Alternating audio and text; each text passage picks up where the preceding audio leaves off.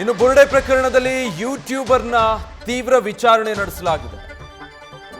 ಯೂಟ್ಯೂಬ್ನಲ್ಲಿ ಸುಳ್ಳು ಮಾಹಿತಿಯನ್ನ ಪ್ರಸಾರ ಮಾಡಿದ್ದ ಆರೋಪದ ಮೇಲೆ ನಿನ್ನೆ ತಡರಾತ್ರಿವರೆಗೂ ಕೂಡ ಅಭಿಷೇಕ್ ಎಂಬ ಯೂಟ್ಯೂಬರ್ನ ಎಸ್ಐಟಿ ಅಧಿಕಾರಿಗಳು ವಿಚಾರಣೆ ಮಾಡಿದ್ದಾರೆ. ಈ ಪ್ರಕರಣ ದಾಖಲಾಗುವ ಮೊದಲೇ ವಿಡಿಯೋ ಮಾಡಿ ಅಪ್ಲೋಡ್ ಮಾಡಿದ್ದ ಯೂಟ್ಯೂಬರ್ ಅಭಿಷೇಕ್ ಲೈಕ್ಸ್ ಮತ್ತೆ ವ್ಯೂಸ್ಗಳಿಗಾಗಿ ವಿಡಿಯೋ ಮಾಡಿದ್ದಾಗಿ ಈ ಅಭಿಷೇಕ್ ತಪ್ಪೊಪ್ಪಿಕೊಂಡಿದ್ದಾನೆ. ಎಸ್ಐಟಿ ಅಧಿಕಾರಿಗಳ ಮುಂದೆ ತಪ್ಪೊಪ್ಪಿಕೊಂಡು ಕಣ್ಣೀರಿಟ್ಟಿರುವಂಥ ಮಾಹಿತಿ ಲಭ್ಯ ಆಗ್ತಾ ಇದೆ. ಈಗ ಈ ವಿಡಿಯೋದಲ್ಲಿ ಗಮನಿಸ್ತಾ ಇದ್ದೀರಲ್ಲ, ಈತ ಯೂಟ್ಯೂಬರ್ ಅಭಿಷೇಕ್ ಯುನೈಟೆಡ್ ಮೀಡಿಯಾ ಅನ್ನುವಂಥ ಒಂದು ಚಾನೆಲ್ ಮೂಲಕ ಧರ್ಮಸ್ಥಳಕ್ಕೆ ಸಂಬಂಧಪಟ್ಟಂಥ ಹಲವಾರು ಕೇಸ್ಗಳು ಪ್ರಕರಣಗಳನ್ನು ಇಟ್ಕೊಂಡು ಆರೋಪಗಳನ್ನು ಮಾಡಿದ್ದು, ಸುಳ್ಳು ಸುದ್ದಿಗಳನ್ನು ಪ್ರಸಾರ ಮಾಡಿದ್ದು. ಈ ವಿಚಾರಕ್ಕೆ ಸಂಬಂಧಪಟ್ಟ ಹಾಗೆ ಈತನನ್ನು ತಡರಾತ್ರಿವರೆಗೂ ಕೂಡ ಎಸ್ಐಟಿ ಅಧಿಕಾರಿಗಳು ವಿಚಾರಣೆ ನಡೆಸಿದ್ದಾರೆ. ಅದಾದ ಮೇಲೆ ಈತನಿಗೆ ಆತ ತಪ್ಪೊಪ್ಕೊಂಡಿದ್ದಾನೆ. ನಾನು ವ್ಯೂಸ್ ಮತ್ತು ಲೈಕ್ಸ್ಗೋಸ್ಕರ ನಾನು ಈ ರೀತಿ ವಿಡಿಯೋಗಳನ್ನು ಮಾಡಿದ್ದೆ ಅಂತ ಅಭಿಷೇಕ್ ಹೇಳ್ಕೊಂಡಿರೋದಾಗಿ ಸದ್ಯಕ್ಕೆ ಮಾಹಿತಿ ಲಭ್ಯ ಆಗ್ತಾ ಇದೆ.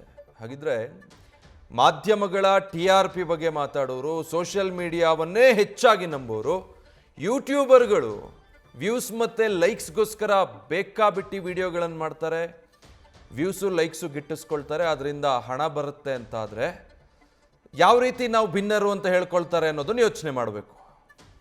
ಡೀಟೇಲ್ಸ್ ಕೊಡ್ತಾರೆ ನಮ್ಮ ಪ್ರತಿನಿಧಿ ಕಿರಣ್. ಈಗ ಮತ್ತೊಬ್ಬ ಯೂಟ್ಯೂಬರ್ ಅಭಿಷೇಕ್ನ ವಿಚಾರಣೆ ಆಗಿದೆ. ಈತನ ಮೇಲಿದ್ದಂಥ ಅಲಿಗೇಷನ್ಸ್ ಮತ್ತೆ ಆತ ಏನೆಲ್ಲ ತಪ್ಪೊಪ್ಪಿಕೊಂಡಿದ್ದಾನೆ ಎಸ್ಐಟಿ ಅಧಿಕಾರಿಗಳ ಮುಂದೆ.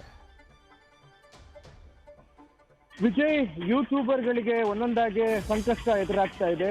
ಯಾರೆಲ್ಲ ಈ ಯೂಟ್ಯೂಬ್ ಅಲ್ಲಿ ವಿಡಿಯೋಗಳನ್ನ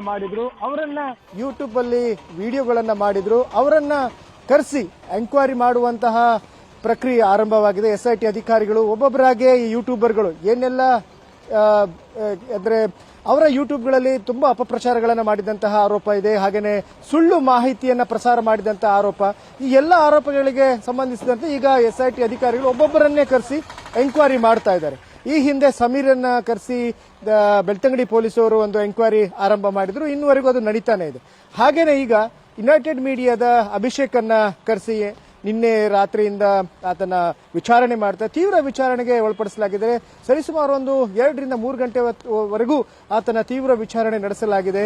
ಈ ವಿಡಿಯೋ ಮಾಡಲಿಕ್ಕೆ ಯಾರು ನಿನ್ನನ್ನು ಕರೆದಿದ್ರು, ಯಾರು ಮೊದಲು ನಿನ್ನನ್ನು ಅಪ್ರೋಚ್ ಆಗಿದ್ದು, ಯಾವ ರೀತಿ ಅಪ್ರೋಚ್ ಆದ್ರು, ಏನೆಲ್ಲ ಆಮಿಷಗಳನ್ನು ಕೊಟ್ಟರು, ಏನೆಲ್ಲ ಹೇಳಿದ್ರು ಅನ್ನೋದ್ರ ಬಗ್ಗೆ ಆತ ವಿವರಣೆಯನ್ನು ಕೊಟ್ಟಿರುವಂಥದ್ದು. ಹಾಗೆಯೇ ಒಂದು ಮಾಹಿತಿಯ ಪ್ರಕಾರ ಆತ ತುಂಬಾ ಕಣ್ಣೀರು ಹಾಕಿದ್ದಾನೆ ಅನ್ನೋ ಒಂದು ಮಾಹಿತಿ ಇದೆ.